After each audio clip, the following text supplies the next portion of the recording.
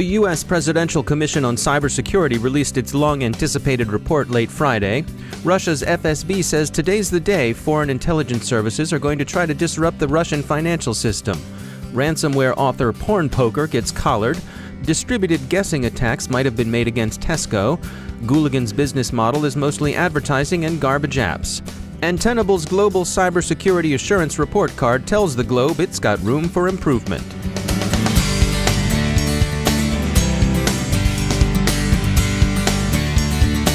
Time for a message from our sponsor, NetSparker. You know, web applications can have a lot of vulnerabilities. Sure you know that. You're listening to this podcast. And of course, every enterprise wants to protect its websites. But if you have a security team, you know how easy it is for them to waste time culling out false positives. You need to check out NetSparker. Their technology not only automatically finds vulnerabilities in web applications, but it automatically exploits them too, and even presents a proof of exploit. NetSparker Cloud scales easily. You can use it to automatically scan thousands of websites in just a few hours. Learn more at netsparker.com. But don't take their word for it. Go to netsparker.com/cyberwire for a free 30-day fully functional trial of NetSparker desktop or cloud. Scan your websites with NetSparker for a month, no strings attached. That's netsparker.com/cyberwire. And we thank NetSparker for sponsoring our show.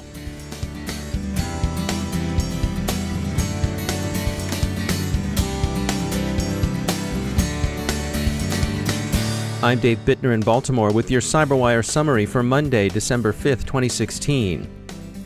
The U.S. Presidential Commission on Cybersecurity reported Friday. The long-expected report offers 6 imperatives yielding 16 recommendations and 53 action items. The recommendations and action items will perforce be left to the incoming administration. The report strongly emphasizes resilience. Its 6 imperatives, which the commissioners take to be essential to U.S. security and prosperity in cyberspace, include, first, protect, defend, and secure today's information infrastructure and digital networks. The recommendations associated with this imperative stress the importance of public-private collaboration, especially with respect to securing cyber-physical infrastructure, improving identity management, and building on the success of the NIST cybersecurity framework. Second, innovate and accelerate investment for the security and growth of digital networks and the digital economy. Here, the emphasis is on securing the Internet of Things and on research and development of usable, affordable, inherently secure, defensible, and resilient recoverable systems. The third imperative, prepare consumers to thrive in a digital age, calls upon IT and communication industry leaders to work with both consumer organizations and the Federal Trade Commission to help consumers make informed decisions about buying and using connected devices and services. There's also an emphasis on research into understanding how humans interact with connected systems. Fourth, and this one will be especially familiar, build cybersecurity workforce capabilities. Here the commissioners recommend moving on both labor and technology. They also urge the federal government to accelerate its technology refresh cycle, to move from requirements management to enterprise risk management, and to improve engagement with the Executive Office of the President. The fifth imperative is the inside baseball one: better equip government to function effectively and securely in the digital age. This calls for clarity in agency cyber roles and missions. Finally, ensure an open, fair, competitive, and secure global digital economy. This enjoins the incoming administration to engage the international community to develop cybersecurity law and global norms of behavior. The CyberWire received reactions to the report from Ray Rothrock, CEO of cybersecurity analytics shop Red Seal, who not surprisingly liked the emphasis on resilience. Quote, "Resilience looks inside the network at the various components and connections. That's where the bad guys are, lurking and probing for vulnerabilities." End quote. He thinks that, where the attacker enjoys an advantage, as seems to be the case in cyberspace, resilience has to be seen as the responsibility of any organization's highest levels. Rothrock would carry this relatively far, elevating it to a board-level responsibility. Elsewhere in the world, Russia's FSB claimed Friday that it had foiled a plot by foreign special services to disrupt Russia's financial sector with a mix of hacking and disinformation aimed at fueling speculative panic. D-Day for the operation was supposed to have been today, but as far as we can tell, it hasn't yet materialized. Russia's FSB, the successor to the Cold War's KGB, has apparently been given the lead in defending the banks. They're coordinating defenses with various financial stakeholders.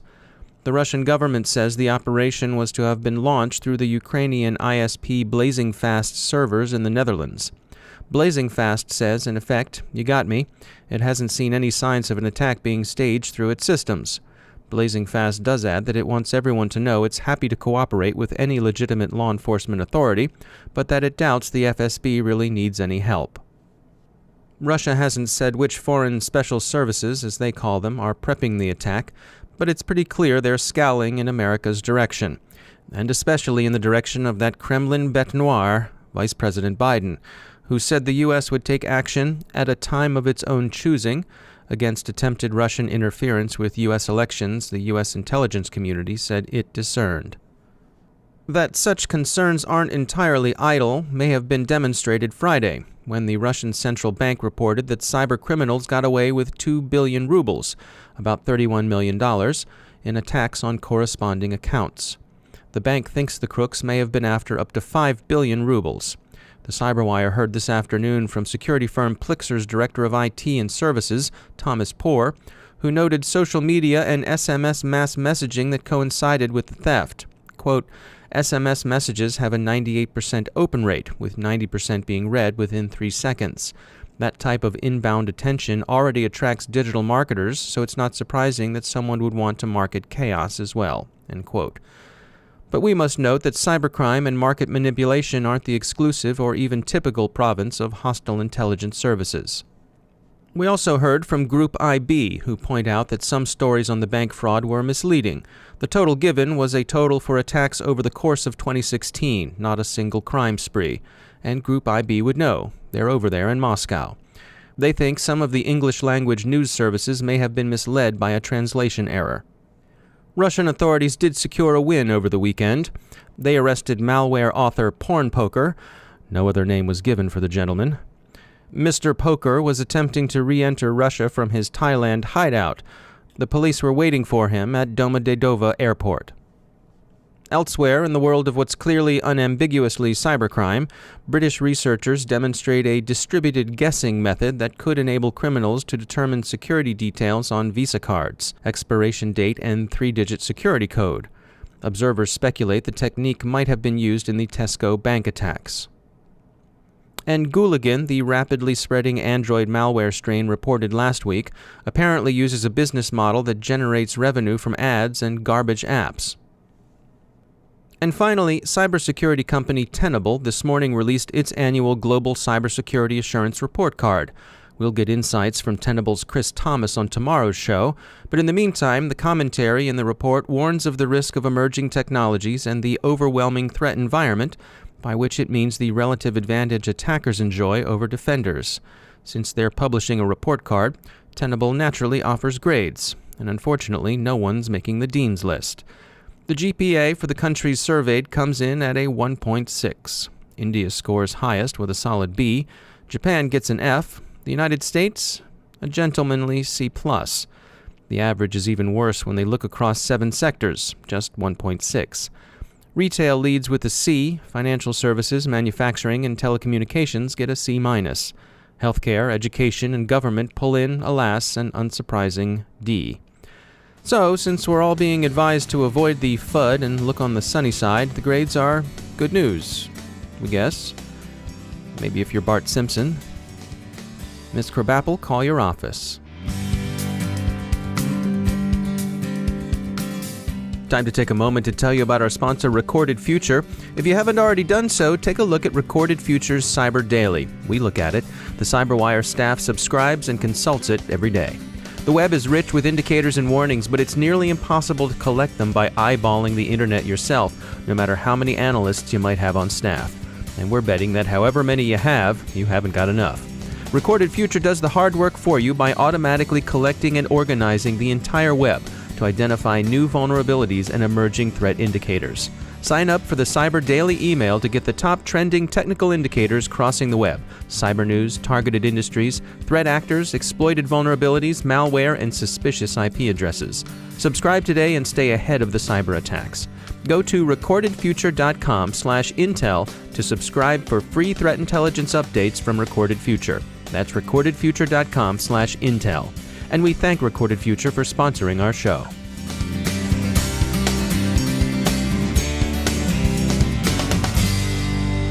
And I'm pleased to be joined once again by Markus Rauschecker. He's the Cybersecurity Program Manager at the University of Maryland Center for Health and Homeland Security.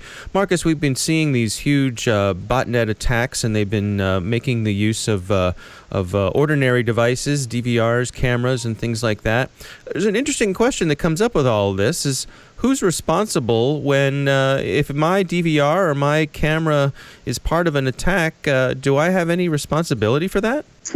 That's a good question, and it's a question that we're unfortunately asking more and more these days. We have seen massive denial of service attacks recently. So the question is, who's ultimately responsible for these kinds of attacks? Well, I would say first and foremost, of course, the hackers who are actually doing the attack, but it's oftentimes very difficult to get at those hackers. They might be located abroad. It might be hard to actually attribute the attack to any particular person or organizations. So the next question is, what else can be done to protect from these kinds of attacks? And do consumers or the manufacturers of devices that are being used in these kinds of attacks, do they share some sort of responsibility in all of this? And I think there's really two ways of looking at this. I think on the one hand, manufacturers do have some degree of responsibility to make sure that the devices that they're selling have security measures put in place into the devices. Security should be built into these devices. Unfortunately, more often than not, security is an afterthought when it comes to building these devices or developing these devices, and manufacturers don't really have an incentive to really put into these devices any kind of security measures or very robust security measures. And then consumers who are buying these devices, they really don't really have a full understanding of what the risks are, or at least for the most part, generally speaking, don't have the understanding of what kind of risk an Internet of Things device could pose to the larger networks around them. I think it's a little bit unfair, perhaps, to ask a regular consumer to institute security measures for the devices that they're purchasing and that they're using at home. But I think you could have more of an educational campaign for consumers so that they would know a little more about the risks that are associated with Internet of Things devices, and to tell consumers a little bit about what they could be doing to ensure greater security for those devices. Markus Rauschecker, thanks for joining us. And that's the CyberWire. For links to all of today's stories, along with interviews, our glossary, and more, visit thecyberwire.com. While you're there, be sure to subscribe to our CyberWire Daily News Brief, delivered daily to your email. Thanks to all of our sponsors who make the CyberWire possible. The CyberWire podcast is produced by Pratt Street Media. Our editor is John Petrick. Our social media editor is Jennifer Iben, and our technical editor is Chris Russell. Our executive editor is Peter Kilpie, and I'm Dave Bittner. Thanks for listening.